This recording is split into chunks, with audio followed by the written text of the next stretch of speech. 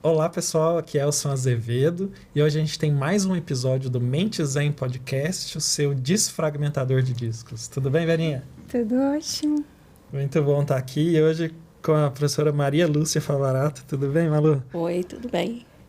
A professora Maria Lúcia ela é psicóloga clínica, psicóloga junguiana, mestre em saúde coletiva. E o que a gente veio conversar, Verinha? Me conta. Qual que é o nosso tema com a professora Malu? A gente vai falar hoje, né, de algo que é muito sensível, muito especial. Tá no dia a dia, né, seu, Malu, para a gente poder trazer mitos, símbolos, a meditação, isso tudo no nosso dia a dia e o quanto isso pode nos ajudar, né, a nos conhecermos melhor. Uhum. Então, fala um pouquinho, né, de você, desse trabalho que... Como é que a gente pode, né? Às vezes as pessoas pensam, né, isso é muito complexo, mas o que tem a ver? É tão distante, acho que você vai nos ajudar nesse caminho. Então, bom, primeiro assim, é apaixonante, né? Então eu gosto muito de falar sobre isso. E eu acho que assim, quando a gente pensa em mito, parece que fica tudo muito longe, né? Fora do nosso contexto, da nossa realidade. E cada vez mais no meu trabalho, eu tenho procurado descobrir a forma de chegar no meu paciente quando se trata do mito, falando com ele, porque o mito, ele está acontecendo na nossa vida o tempo inteiro. Né? Ele não está lá longe, historicamente datado, né? Mas ele é muito mais complexo que isso, mas é muito mais simples também. Acho que isso que é bonito. E aí, assim, como é que eu descobri essa paixão pelos mitos, né? Foi com 10 anos de idade. Ah, é? Lendo Monteiro Lobato. Uhum. Comecei a ler Monteiro Lobato, lá tinha a parte dos mitos e eu fui me inteirando. Então, acho que desde... Os 12 Trabalhos de Hércules? Ele também. No sítio do Pica-Pau Amarelo, ele tem uma parte que fala dos 12 Trabalhos de Hércules e fala de vários outros mitos gregos. Naquele momento, eu me apaixonei. Foi aí que eu descobri que existia isso. Então, eu comecei de um jeito muito fácil. Eu não comecei pela teoria. Eu comecei pela história, né? É gostoso contar história. A contação de história... E é uma coisa que nos humaniza, porque desde sempre o ser humano se reúne ao redor da fogueira, no final dos dias, durante as noites, nas cavernas, a gente está falando de um tempo muito antigo, e conta história. Os indígenas também, né, em torno do fogo, no final do dia, né, então o fogo que aquece, e aí a alusão, por exemplo, também a cozinha como coração da casa, né? Então, a forma de você trazer aquelas conversas que fazem todo sentido, que conectam as pessoas, que trazem vínculos. Então, conta pra gente um pouquinho, porque a gente ouve, né, nas escolinhas, né, para as crianças, contação de história. Mas contação de história também é para adulto? Contação de história é para todo ser humano. Para adulto, e com o adulto, uma coisa que a gente está perdendo cada vez mais na nossa sociedade, que é os mais velhos, os idosos é que têm as histórias para contar para nós. Isso é uma forma de aprendizado, é pedagógico, né? Tanto em termos de conhecimento, de transmissão de conhecimento, se a gente for pensar em história mesmo, na história objetiva, como em termos de como lidar com emoção. Quanta coisa a gente perde. Então, de repente, a gente começa a ver jovens que não têm a menor destreza em lidar com emoções. Às vezes a gente tenta suprimir, tem uma coisa de que tem um padrão engessado de como a gente vem. Então, tudo ficou negativo. Ter ansiedade é negativo, ter tristeza é negativo, tudo virou patologia. E emoção é natural do ser humano. Elas existem por um motivo muito claro, e se a gente tratar ela, né, dentro da saúde, o patológico fica uma exceção. E hoje em dia parece que tem uma inversão nisso, né? Eu tô lembrando aquela frase que que é um ditado na África, né? É preciso uma aldeia para criar uma criança. Exatamente. Né? E eu acho que essa aldeia, assim, os mitos estão nessa história da aldeia, a contação de histórias, né, de valores compartilhados. E hoje em dia, as histórias que nos embalam são as histórias das mídias sociais, né? A contação de história é menos da sua aldeia e muito mais dessas influências aí que a gente precisa entender o impacto, né? Por exemplo, o que explica eu gastar algumas horas assistindo assistindo aquela entrevista Autocomplete Interview? Vocês já viram isso? Eu adoro isso. Eu sou péssimo em... Eu sou fisgado muito facilmente pelo YouTube. Então, normalmente, assim, os melhores coisas, gols do Hulk no Galo, os chutes mais fortes do Hulk no Galo, mas eles ficam cada vez mais impressionantes. Aí pode ter certeza que eu vejo. Mas esse do autocomplete é assim, os astros de Hollywood, e aí as pesquisas mais comuns que as pessoas fazem sobre esses astros no Google. Aí eles dão conta, assim, aí eu fico 2 horas lá assistindo. Não tem nada para fazer de madrugada, né, velho? Não precisa descansar, né? E aí essa é a contação de histórias, né? Que a gente está sendo exposto, que ainda que seja extremamente divertido e cativante ali, é muito mais distante do que realmente é genuíno e essencial para os meus valores e para o meu mundo interno. Então, ainda que ver os melhores gols do Galo, eu recomendo fortemente para todas as pessoas. Porque ele traz uma carga de emoção muito grande, né? Não, é porque eu acho que é o suprassumo da excelência humana. Entendi. Né? A experiência de torcer pro Galo. Mas, enfim. Então, mas aí acho que você trouxe uma coisas tão profundas, né? Eu acho que você trouxe uma coisa muito legal que a gente pode distinguir assim. Então, qual a diferença de mito e de contar história, de contar uma história? Então, quando você me fala desse programa do YouTube, é uma história que está sendo narrada. Né? É uma narrativa a respeito da vida de outras pessoas. O que isso tem de diferença de mito? E que eu falei que lá os nossos antepassados, nossos ancestrais, se reuniam ao redor do fogo também para contar as mesmas histórias. É porque a gente vamos lá voltar atrás, né? A historiadora falando agora. Você é historiadora? Eu sou também. Então, já me veio eu tô quase levando a conversa para o outro lado. Aí, a gente está pensando no desenvolvimento biológico, né, do ser humano, do cérebro humano. Então, ele em interação com a natureza, ele precisava explicar alguma coisa. O ser humano tem essa necessidade de explicar aonde ele vive, o meio em que ele está, por que ele faz as coisas. E então ele começava a contemplar o céu noturno, ele começava a contemplar uma planta que crescia, um animal, a própria vida, a gestação da vida, né? Ele não sabia. Hoje em dia, a gente tem a ciência, a gente sabe. Isso daí naquela época eu não sabia. O mito nasce dessa necessidade. É uma parte biológica, instintiva, porque você vai buscar uma resposta, e é uma parte de interação social. Por isso que ele vem com uma força de afeto muito grande. Ele vem uma força de emoção muito grande. Então, quando eu conto um mito, eu toco o outro. Eu vou nessa parte mais profunda.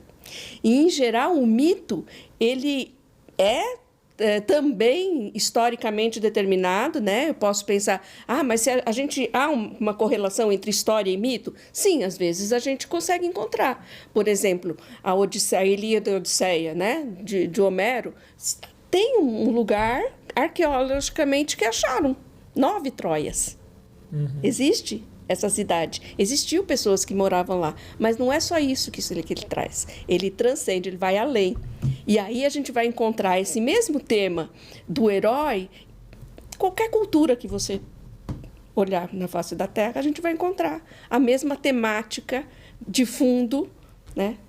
Na cultura asiática, na cultura americana, antiga, né? Não a cultura de agora, que é anglo-saxã, mas na cultura dos ameríndios, né?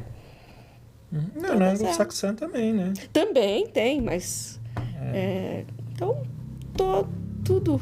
por isso que o mito é importante, por isso que ele traz esse impacto. É a carga de emoção, a carga de afeto que ele traz em si. Então, contar um mito é diferente de uma narrativa em que simplesmente a gente está contando sobre a vida de outra pessoa ou sobre o nosso dia a dia. Se bem que, aí a gente vai fazer um parênteses assim, o legal é a gente, pensando em termos clínicos, né, de como a gente trabalha isso com o paciente, é a gente pensar que a história de vida daquele paciente é um mito para ele. A história de vida, os feitos que aquele paciente fez na vida dele, é um feito heróico. Ele também está cumprindo desafios, conquistas, né? Ué, pelo que eu entendi, então, todo mito é uma história, mas nem toda história é um mito. Isso. Tá.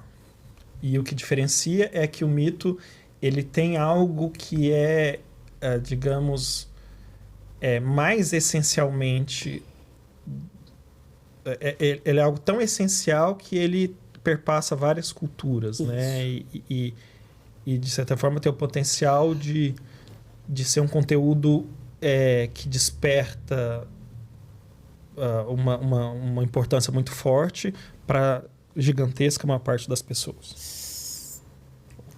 Todas. Eu diria todas, né? Acho que em diferentes graus, mas todas. Então, isso que a gente está definindo é o que a gente ouve muito, a palavra ficou muito pulverizada hoje em dia, que é o arquétipo. A gente acabou de definir arquétipo. Arquétipo virou a palavra pop, né? Virou uma palavra pop. Por isso que eu comecei do contrário. Vamos definir primeiro, depois usar a palavra, né? Porque o arquétipo é isso. Ele é uma construção biológica e de imaginação do ser humano. Era uma necessidade de explicar o mundo e que se deu através da imaginação. Então, a gente vai falar, por isso que eu falei da gestação, o arquétipo materno. Como é que a natureza se procria? E não só a mulher, pensando na natureza. Pensa lá, né? O cérebro humano se desenvolvendo, o neocórtex se formando. Como é que eu explico isso que está aqui? Então, começa a explicar. E aí explica a gestação do mundo, as cosmologias, né? Os mitos cosmológicos, cosmogonias, o surgimento dos deuses. Você sabe que, para mim, esse é um caminho também, como você falou, eu fui lá do outro lado, né, para poder falar desse tema. Para mim, eu tenho um pouco essa sensação, porque eu tenho os meus conflitos emocionais também, né? E como um mito frequente é esse, né, do filho que em algum momento tem que fazer oposição ao pai, tem que pensar diferente, né? E meu pai é junguiano, ele é um psiquiatra, analista junguiano. Então isso fez muito parte da minha exposição cultural ali, do meu meio, falar sobre mitos, símbolos. Até porque meu pai, desgramado, tem curso de datilografia, mas dizia que não conseguia digitar no computador, então muitas vezes, quando eu comecei a conseguir digitar, eu digitava as coisas dele, né? É uma forma de transmitir conhecimento. Filho da mãe. Trabalho escravo, infantil. Mas o ponto é que, para mim, assim, eu fui caminhando para outras fronteiras. Então, especialmente meu mestrado foi muito neurobiológico, assim, muito mesmo. E, de certa forma, o meu caminho profissional foi me aproximando de questões também mais simbólicas. Mas o caminho que eu chego é um pouco assim... eu gosto muito de falar dessa relação mente-cérebro, né? Já que eu cheguei pelo cérebro e pelo biológico, a mente é esse sistema operacional que roda nesse computador físico que é o cérebro, né? E como todo computador que tem um sistema operacional que roda, tem alguma linguagem, uma linguagem que são as linguagens mais nativas daquele sistema operacional, né? Então, no computador, não sei quanto vocês gostam de informática, mas aí, sei lá, você tem a linguagem Python, tem a linguagem não sei o que, tem a linguagem HTML, tem o BIOS, tem algumas coisas que são... Para aquele tipo de computador, é a linguagem mais primordial, assim, que participa daquelas funções. E, para mim, eu tenho meio que claro que, assim, a linguagem mais essencial e primitiva do nosso cérebro não é essa linguagem que a gente articula com palavras, né? É por outro caminho, e me dá a sensação que os mitos, né, a experiência que se tem, tanto vivendo uma história que para você tem esse impacto, quanto ouvindo, se aproxima de uma linguagem que é uma linguagem mais nativa desse sistema operacional, que é a nossa mente. Vocês nem fazem sentido isso que eu falei. Mas eu acho que eu me aproximo, eu consegui dar essa volta assim e falar assim, pai, eu acho que agora eu não te acho doido. Então, mas é porque é a imagem, né? O mito é carregado de imagem. Né? Ele descreve a formação, por exemplo, como que o céu e a terra foram formados. Ali na narrativa do mito, ele vai descrever um momento em que o céu, Urano, se separou de Géia, e aí a gente tem os dois seres. Então, é uma imagem. E isso parece que tá muito... É muito central, né, no nosso funcionamento mental, né? Esse tipo de experiência, né?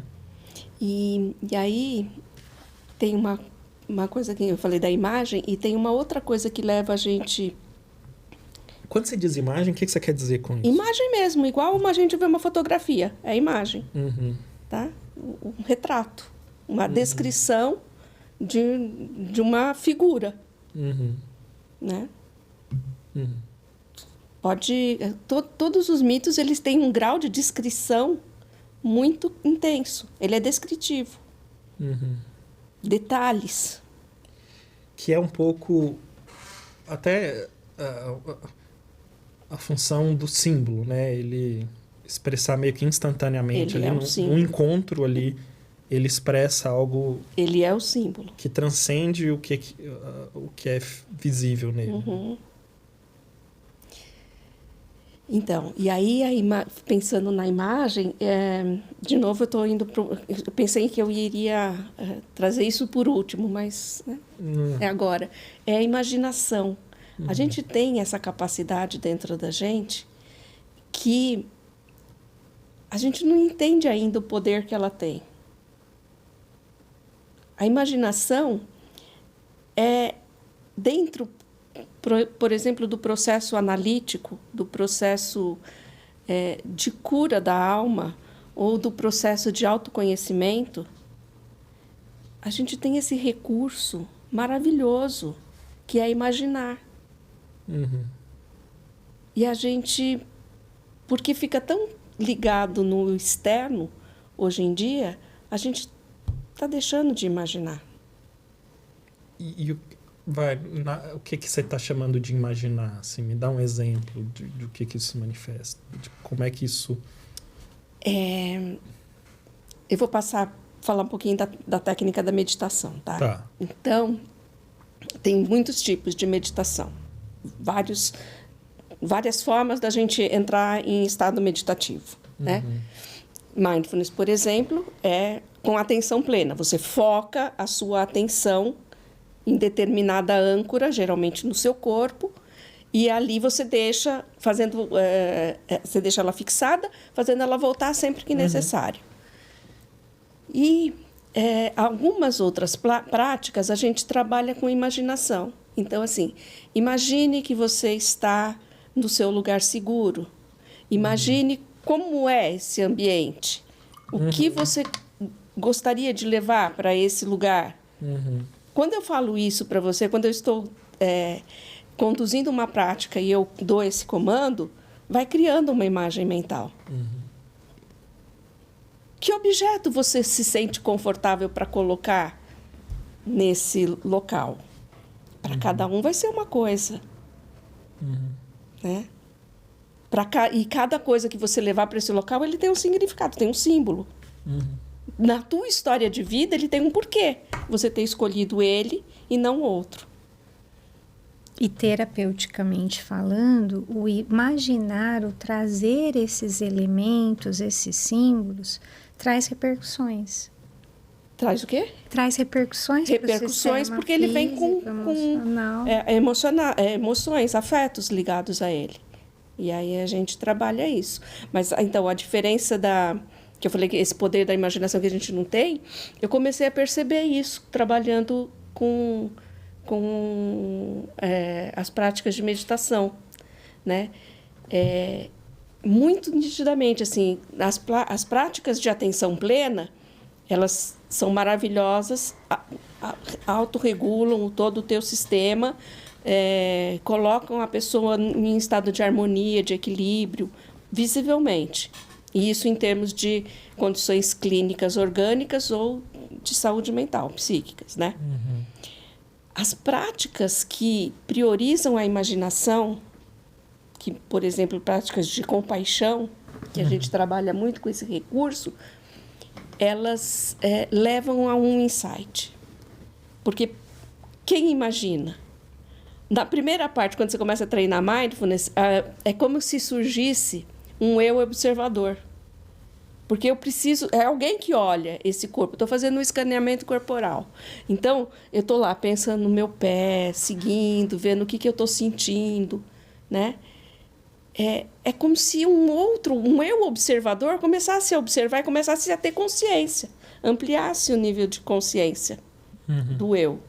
Na prática que eu vou usar a imaginação, esse eu, ele já está mais aguçado e ele vai com mais sensibilidade imaginar e fazer essa ligação, essa conexão com essa parte mais profunda. Então, eu saio do externo e eu entro em contato com a parte subjetiva, a parte inconsciente. É como se a gente fizesse uma conexão. Então, a linguagem e o desenvolvimento da análise ele vai se tornando muito mais fácil e rico. E acho que principalmente pela motivação da pessoa. Porque eu começo a me observar. Aí eu começo a entender do meu corpo. Aí eu falo assim, então se eu estou tensa, se eu estou com uma dor no corpo, se eu estou com estresse, isso daí tem algum reflexo, né? Onde está doendo mais? Será que eu posso fazer alguma coisa para aliviar? Isso são coisas que durante uma prática de meditação mindfulness a gente faz, né? Tentando trazer esse alívio, tentando trazer por quê. Será que eu estou cuidando da minha postura? Será que eu estou dando ao meu corpo aquilo que ele está pedindo? E aí a gente... Quando entra nessa parte que sensibiliza mais o subjetivo, a gente começa a fazer a mesma tipo de pergunta. Será que eu estou atendendo às minhas necessidades internas? O que será que é essa emoção que eu estou sentindo, que é desconfortável quando alguém me diz alguma coisa, quando eu sou desafiado a alguma coisa? Por que eu não consigo fazer? Vai entrando. E aí eu vou começando a contar a minha história. Não, e você falou que a importância como fala, da motivação da própria pessoa para esse processo, né? Isso é muito delicado, porque o ser humano, a meu ver, ele foi feito para poupar energia, gastar o mínimo de energia possível e continuar vivo. Né? Então, qualquer coisa que gaste energia é só se for extremamente necessário, né? Por isso que é tão difícil fazer atividade física, né? Uma coisa é fazer atividade física quando eu tinha que correr do leão, caçar, não sei o quê. Agora, fazer atividade física para prevenir um problema de saúde que eu nem sei se eu vou ter é mais difícil. E a mesma coisa, tem um processo porque trabalhar essas questões é um dispêndio de energia também, né? Sim. E quando é que você vai buscar isso? É só quando precisa, quando o negócio pepina. Quando dá alguma coisa meio errado. Você nota isso? Sim, a maior eu parte... nunca vi ninguém chegar no meu consultório e dizer, não, vim aqui prevenir, que tá tudo bem. Aí eu quis vir aqui no psiquiatra, ver o que você... Mas no analista, não. No analista chegam pessoas que já chegaram nesse ponto e que querem autoconhecimento. Mas, não sei se eu estiver errado, mas normalmente... Não, é aluno de psicologia ou então alguém que está fazendo formação e que precisa fazer Até a gente tem a gente tem um segmento de pessoas que ainda buscam autoconhecimento, né? Mas esses daí com certeza. Não, se for me procurar. É pra mim isso aqui? Esses daí com certeza. Obrigado, velho. Eu bebo água bastante aqui. Mas no meu, se chegar alguém, eu vim aqui e tal, porque eu tô buscando autoconhecimento. Aí eu falei, não, tá muito doido. Interna, vou chamar a ambulância. Não, em geral, o sintoma é o símbolo, né? Ele tem essa função. Vamos buscar o que está acontecendo de errado. Aí a gente trabalha o sintoma. Você medica o sintoma. Você estabiliza a pessoa para mim, manda para mim. Eu falo, vamos trabalhar agora o símbolo. Não, aí não vai. Não vai por quê? Não, quando o cara tá bom... Vai. O cara nem volta, nem no meu consultório, nunca mais. Não volta no teu, vai no meu. Aí eu volto depois de uns 5 anos, me encontro. Que saudade, assim que... Porque ficou bom, ficou legal. Mas tá bom. Mas o que eu quis dizer, assim, que normalmente as pessoas, o impulso para iniciar um processo, que é um processo complexo, não necessariamente... Não é um passeio no parque, é algo que exige esforço. Nas palavras da Vera Zimmermann, sangue, suor e lágrima.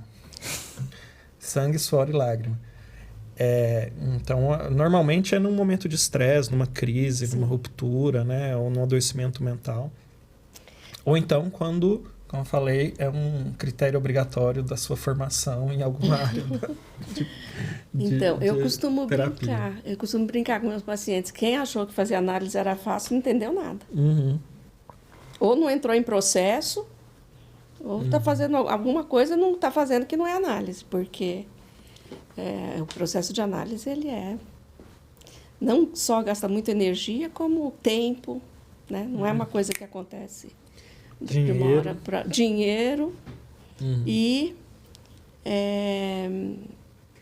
vontade, né? É um investimento, né? É um investimento interno, né? Assim, me lembra muito, né, o que a gente fala dentro dos programas ou de mindfulness ou de mindful eating. Ela disse sim, não foi sim para Vera, não foi sim para a pessoa que está facilitando, ela disse sim para ela, né? Ela entendeu que era um momento e aí esse investimento para cuidar de si, né? Então, mas aonde vem essa vontade interna, essa motivação, né? Então, acho que isso aí tem a ver com a visão de ser humano, de homem, que cada um de nós tem. Então, dentro do meu olhar, a gente tem um propósito. O ser humano tem um propósito para além de vir aqui e viver só essa vida objetiva. A nossa subjetividade, ela é inerente à experiência da vida objetiva. Então, quando a gente recebe um chamado interno, do mesmo jeito que se a gente pensar que o organismo ele se desenvolve, então tem o bebê, ele vai crescer, esse corpo vai atingir uma maturidade e vai começar um declínio próprio do envelhecimento. O nosso psiquismo é a mesma coisa.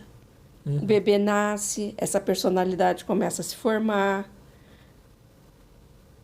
chamados começam a acontecer para que essa personalidade cada vez mais se diferencie, se torne complexa, conheça a si mesmo, né? Então, quando a gente tem esse olhar da mitologia, o Campbell aqui fala que tem 5 formas da gente lidar com o mito, né? E aí, uma delas é a mística. E aí a gente traz para o campo da espiritualidade, que viver não é só ter uma vida terrena, objetiva, de conquista externa e material. Tem uma coisa que chama espiritualidade, que é quando liga você à tua essência. Não é espiritualidade no sentido dogmático das religiões. Não é disso que eu estou falando. Mas é quando liga você à tua essência. Que é essa parte mais sutil. Essa parte mais quase intocada, né? Que a gente tem dentro da gente mesmo. Essa é a busca. Isso é, por mais sutil que ela seja, a força que ela tem, a energia que ela coloca à disposição quando a gente se propõe a empreender esse caminho, ela é muito intensa. E aí é compensatório. Eu acho que esse é o ponto. É porque aí são os mitos, por serem tão... essas experiências, por serem tão intensas, né? São intensas e você falou, tem uma fonte de energia e de uma experiência, de um enriquecimento que pode ser até inebriante. Inebriante, a gente transborda.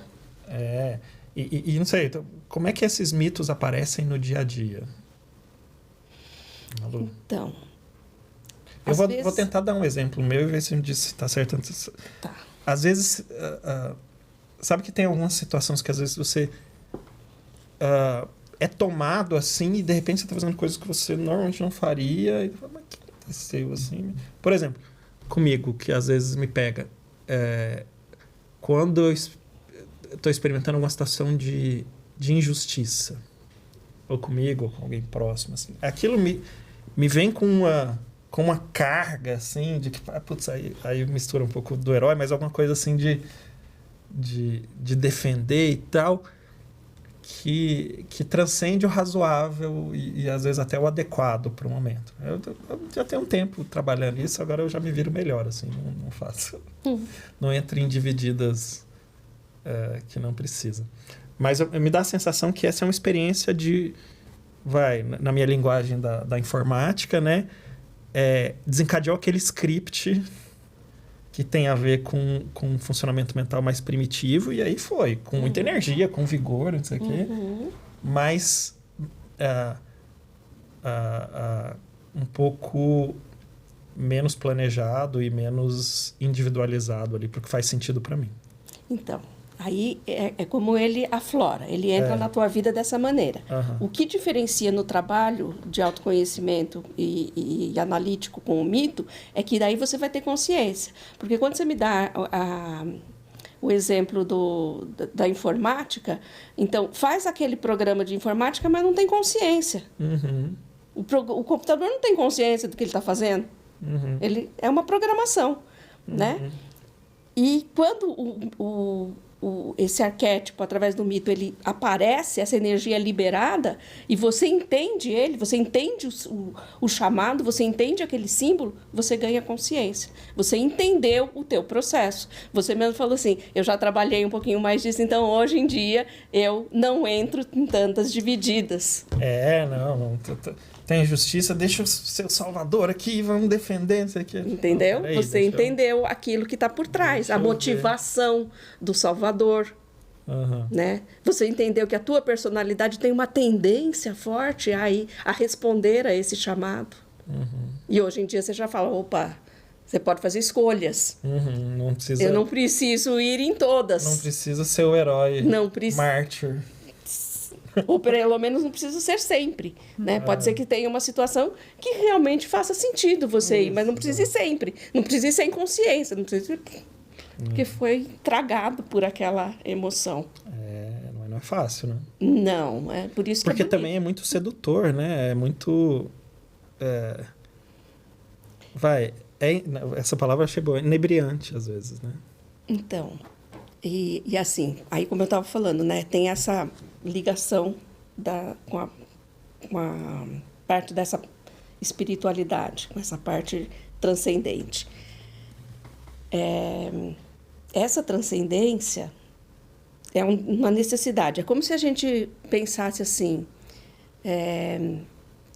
a gente conclui o ensino fundamental, conclui o ensino médio, entra na faculdade e vai fazer as pós-graduações todas.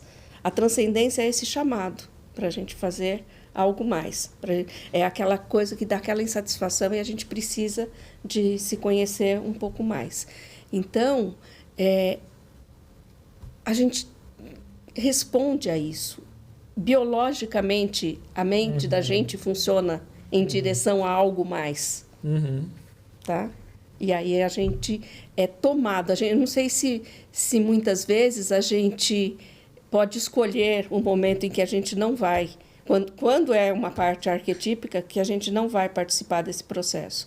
Se a gente começa a criar resistência, então, vamos supor, eu tenho que... a resposta é essa jornada heróica que eu preciso dar uma virada na minha vida, preciso fazer com que eu saia dessa mesmice, com que eu encontre essa essência. Se eu começo, a personalidade começa a resistir, não ir por aí, a energia psíquica está lá. A energia psíquica não se perde. A gente não tem como largar a energia psíquica em algum lugar. Ela se manifesta como sintoma. E aí vem os adoecimentos.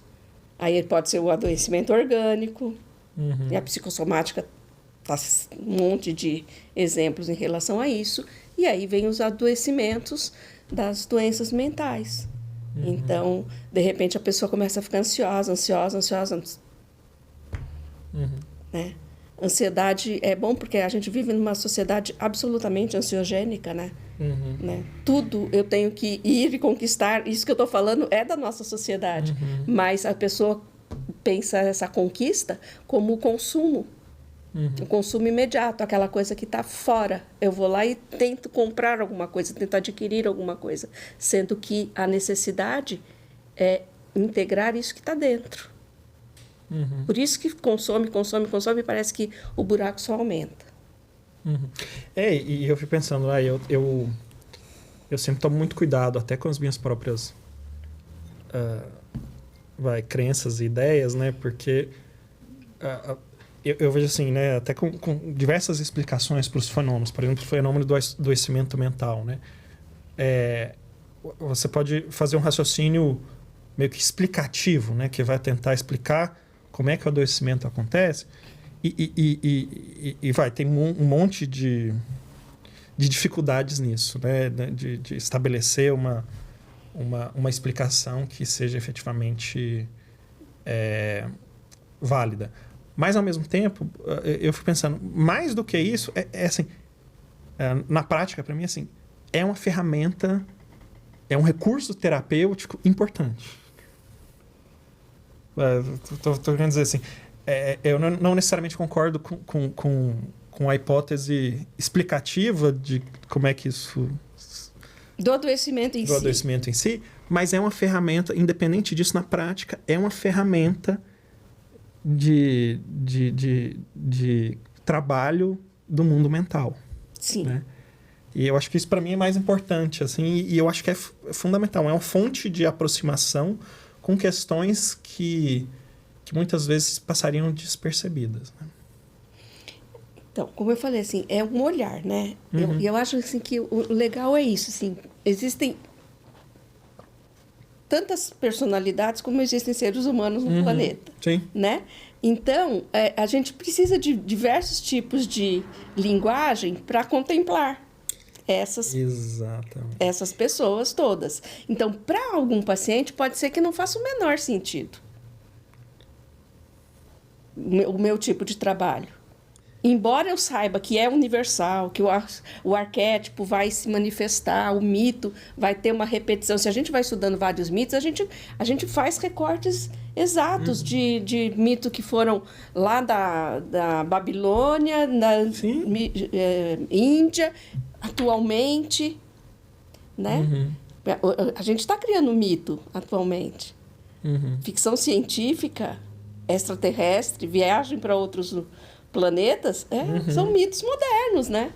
São mitos do tempo moderno. A gente está tentando explicar o quê? O que existe para além da Terra. A primeira parte do Homem da Caverna olhava o céu e falava, bom, o que existe aqui? E a gente, porque tem esse conhecimento, agora a gente olha e fala, o que existe para além do buraco negro? O que existe para além da galáxia tal? É possível existir uma outra forma de vida que não é essa que a gente conhece? É mitologema. A gente está criando mitos. Né? Que pode ser que um dia história e mito, nesse sentido, se comprovem ou não. Eu vou saber. A gente está tentando ir numa viagem tripulada para Marte. Os especialistas estão dizendo que até 2035 vai ter. E aí, se encontra alguma coisa lá, como é que vai saber se vai ter ou não? Como é que vai saber se Marte é um outro país, é um outro planeta habitável ou não? Ele pode fazer isso? Eu não sei. Mas o ser humano precisa pensar isso para poder ir lá. Né? Senão a gente não sai daqui. Em algum momento da história da humanidade, o equivalente a Marte podia ser depois daquela cordilheira ali. A América, o continente americano, o descobrimento. Exato. Né? Quando eles se lançaram para descobrir, acreditava-se, né? A crença mesmo, tinha mapas, tinha estudiosos que diziam que não, mas a crença era que ia cair depois, que não ia dar para chegar, né? Dessas mudanças, né? Que pelos avanços, enfim, pela tecnologia, mudam. Marte pode ser equivalente a depois daquela cordilheira. Eu lembrei de uma piada aqui. Diz que na época década de 60, 70, antes de celular, de GPS, né? Se o marido ia querer sair de casa assim e sumir, nunca mais aparecer, era só ele sair e andar uns 11 quilômetros, uns 10 quilômetros. Pronto, nunca mais. Tem noção vou ali comprar um cigarro, anda uns 10 quilômetros, acabou já. Hoje em dia você não desaparece. Assim, não. Né? Mas digamos, essa fantasia, né, de você... Eu queria sumir, essa fantasia existe. Existe. É que na prática vai representar mais do que você sair aí uns 10 quilômetros. Mais longe. Vai ter que... É bem mais longe. Vai ter que... Não sei, tem que buscar o FBI, fazer uma cirurgia de reestruturação facial, né? Mudar o nome. Né? Fica mais complexo. E é isso que eu estou falando. Cada vez mais a gente vai ficando complexo. O ser humano está ficando complexo. As nossas relações sociais vão ficando complexas. Né? E, então, eu só queria retomar, né, aquilo que você trouxe. Né? Assim, então, sim, é um instrumento terapêutico bastante eficaz para um determinado segmento de pessoas que se beneficiam muito dessa linguagem. Eu até arriscaria dizer assim, tem uma possibilidade de ser benéfico para todo mundo. Assim. É que talvez o meu ponto seja assim, é útil, na prática é útil. Na prática é útil. Né? Eu tomo esse cuidado porque, assim, às vezes você faz inferências que na medicina a gente fala de etiopatogênicas, né?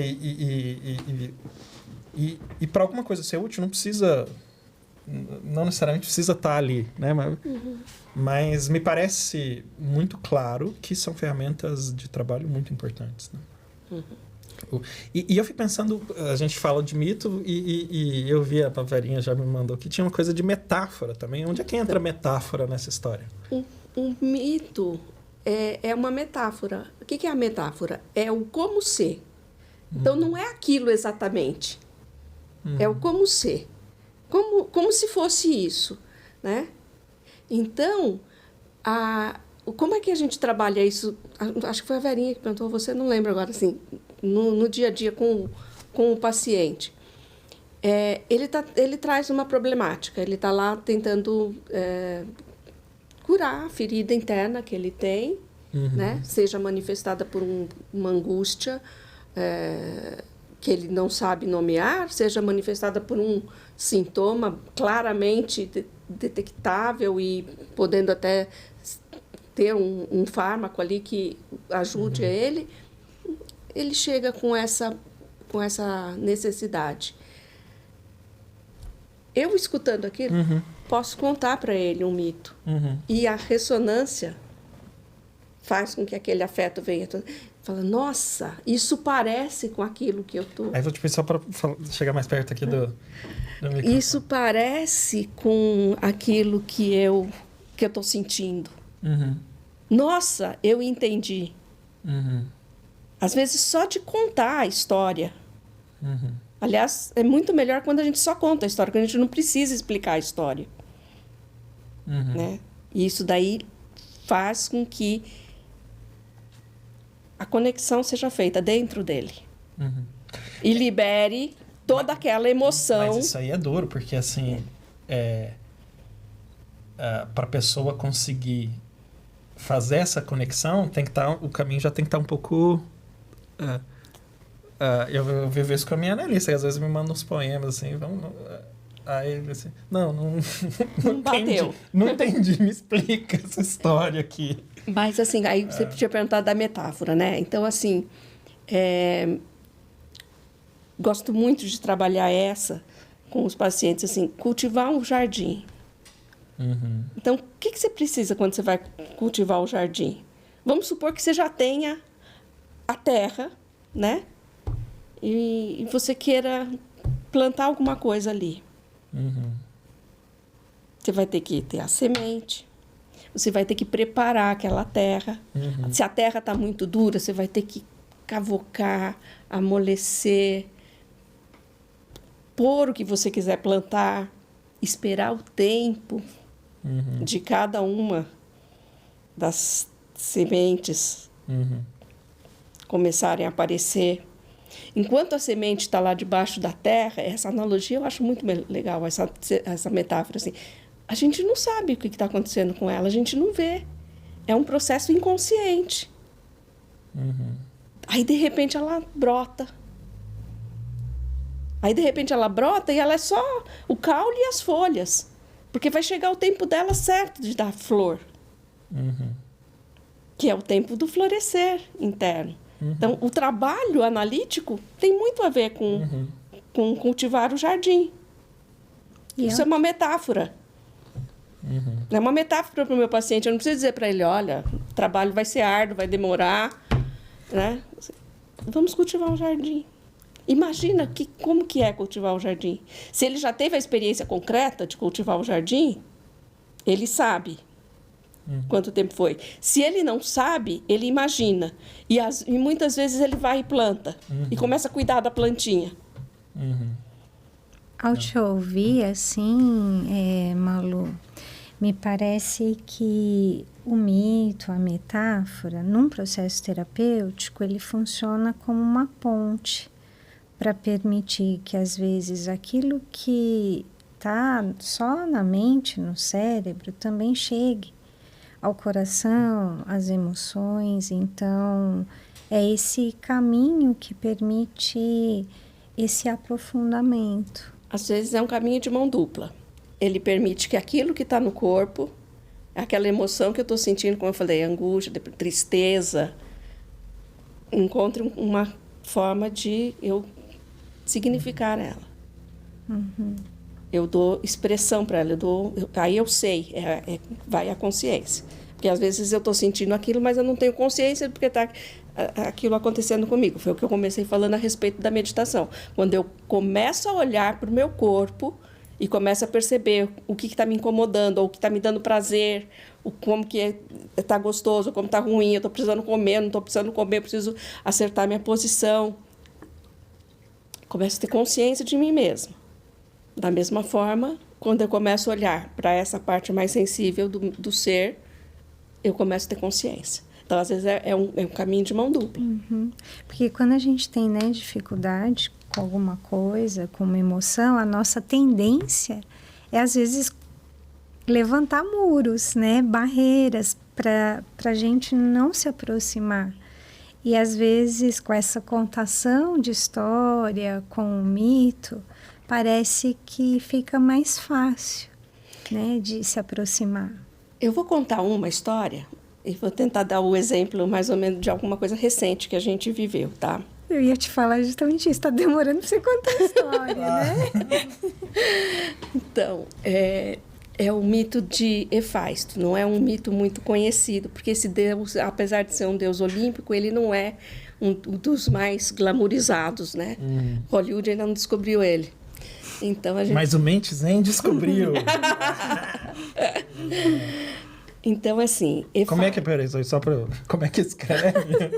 É com H, Só pro Diegão colocar no corte aí. Hefaisto. Com PH? Não. Ah, com H no começo. Com H no começo. H-E... F-A-I-S-T-O, Hefaisto. Hefaisto. Ele bom, tem duas histórias para o nascimento dele, mas enfim, eu vou contar uma delas só. Ele é filho de Hera, esposa de Zeus, deusa toda poderosa do Olimpo. E ele, Zeus é o deus da fertilidade, né? Então, tinha muitas amantes, e era super natural para Zeus, como um deus masculino, ter muitas amantes. E Hera, não. Era aquela deusa que casou, precisava ali ser casta e só para o seu marido viver em função dele. E a Hera absorve totalmente essa posição. Mas ela cansou uma hora de ver o marido com tantos filhos, e aí ela falou, quer saber, eu vou ter um também. Só que ela depois se sente mal por aquilo. Algumas versões falam que Zeus não gostou da história e jogou o filho dela, que era Hefaisto, que nasceu, jogou lá do Olimpo, e ele ficou caindo durante um dia inteiro, até que ele foi parar debaixo da terra. E isso ele foi educado pelos seres que viviam ali, né? Seres nas profundezas, são os centauros também, não só nas profundezas, mas os centauros e tal. E aí ele aprendeu a arte da metalurgia. Então, o nome romano de Hefaisto é Vulcão, Vulcano. Então, ele é o deus das profundezas. Ele é da metalurgia, então ele forja os metais. Então, depois ele vai ter um papel muito importante para o Olimpo, porque todas as armas poderosas, os cinturões das deusas, todo um enredo de mitologia passa pelas mãos de Hefaisto, que confeccionou esses objetos, né? Então, por isso que eu falei, ele é um deus muito importante, mas ele não é um deus muito conhecido. Ele é um deus subterrâneo. Ele não vem para a superfície. O que aconteceu durante a pandemia com a gente? Uma sociedade completamente extrovertida, que estava acostumada a fazer tudo para fora, de repente falaram, em alguns países, o lockdown, aqui o isolamento social. E a gente teve que ficar dentro de casa e a gente teve que se olhar, enquanto pessoa e enquanto família. A gente sabe, né, os profissionais da saúde, o quanto aumentou tanto as doenças mentais nesse período. A gente teve picos de procura, de atendimento, de necessidade, como o número de divórcios. Porque as pessoas não sustentaram viver os relacionamentos próximos durante muito tempo. A gente estava vivendo um momento de Hefaisto. Alguns que adoeceram, que se sentiram mal, viveram o Deus coxo, caducante, que é aquele que caiu lá de cima e que não foi o querido, que não foi, né? Ficou com esse lado.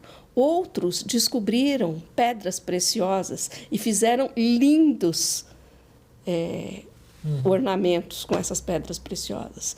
Muitas pessoas relatam a virada de chave de consciência a partir da pandemia. É o mesmo mito. Sim. E é uma história que vai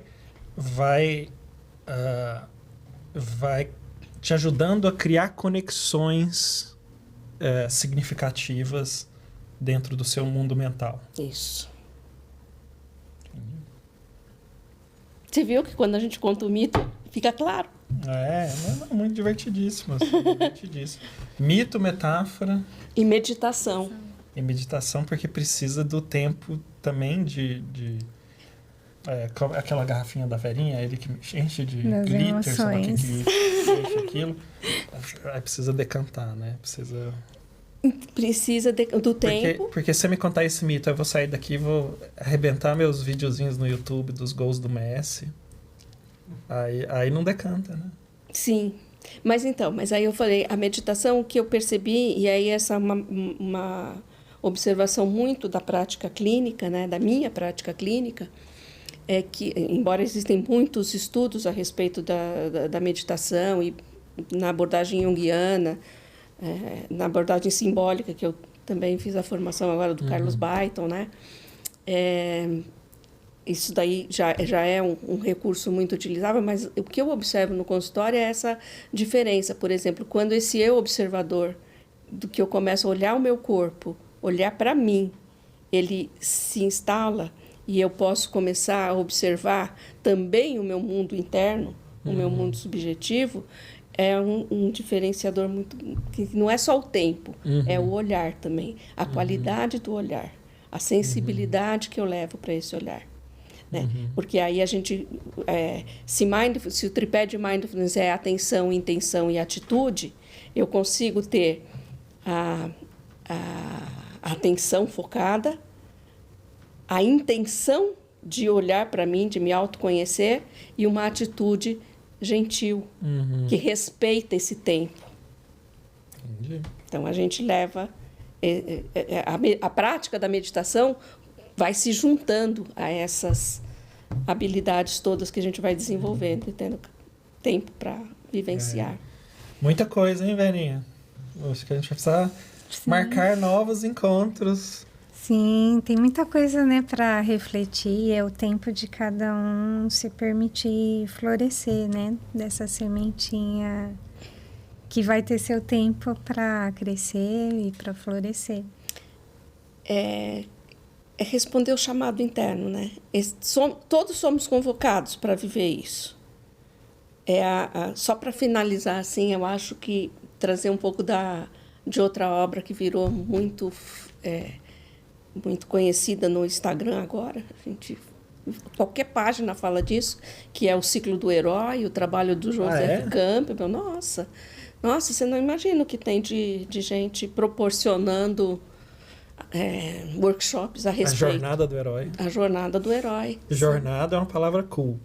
Né? Então, a jornada do herói, exatamente. E da onde que vem tudo isso? Assim, o trabalho do Campbell é justamente falar desse chamado interno. Eu falei que ele fala que são 5 tipos de ação que o mito traz, né? O estudo do mito traz. Então, eu falei da mística, tem uma parte que é cosmológica, que é entender a natureza das coisas, tem uma parte que é sociológica mesmo, em determinada sociedade, explicar como que aquela sociedade vive, a ética, os valores, a moral, e uma parte pedagógica, que é para a própria pessoa. Esse chamado interno, ele acontece sempre. Mas nem sempre a gente consegue ouvir. E aí, quando a gente responde a esse chamado, é que a gente pode ter essa proximidade com essa vivência do mito. Uau! Respondendo aos chamados, hein? No mundo, acho que ansiogênico é muito mais fácil, acho que às vezes a gente se desviar do caminho que a gente tem que seguir, né? Porque a gente se distrai com tantas coisas. E acho que ouvir esse chamado interno, né, requer um certo afastamento para esse lugar de observador permitir a gente ver as coisas como elas são. Sim. E não como às vezes, né, a gente imagina que seja. Esse chamado, ele vai se manifestando de muitas maneiras. Então, através da comida compulsiva, que eu não sei o que eu estou comendo, mas eu sinto uma fome. É fome do quê? Às vezes é fome desse chamado, de atender a essa necessidade de outra natureza, que não é só a fome física. Às vezes, a gente coloca isso no consumo. Eu preciso trocar o meu iPhone, eu preciso adquirir não sei o quê. É muito rápida as ofertas que tem. E eu me iludo que eu consumindo, que eu adquirindo coisas, eu vou suprir esse vazio interno que está sendo motivado por esse chamado para alguma coisa a mais, para além. Adorei. Nossa, muita coisa. Vamos precisar de um tempo de decantar. Próximo episódio vai ser só de Mindfulness, a Verinha explicando estratégias de meditação e decantação interna.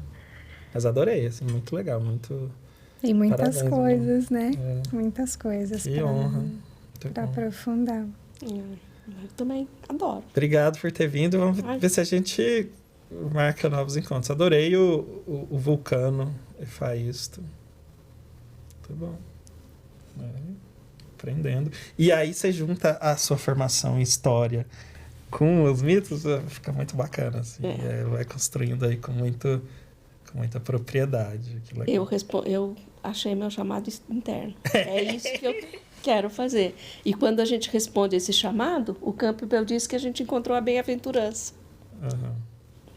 E eu acho que é um presente, assim, para a gente poder olhar isso, né? Então, também conhecendo um pouquinho da tua trajetória, né? Então, ver esse momento da busca, né? De passar por diferentes experiências, né? Então, já tinha história, já tinha a psicologia, e aí poder juntar, né? Tudo isso, então, é um presente ver, né? Alguém encontrando o seu propósito, o seu caminho e realizando, né? A partir daí. Muito bacana. Muito bom. Obrigado por ter vindo. Eu que agradeço demais essa oportunidade de falar sobre isso. Nossa, muito obrigada.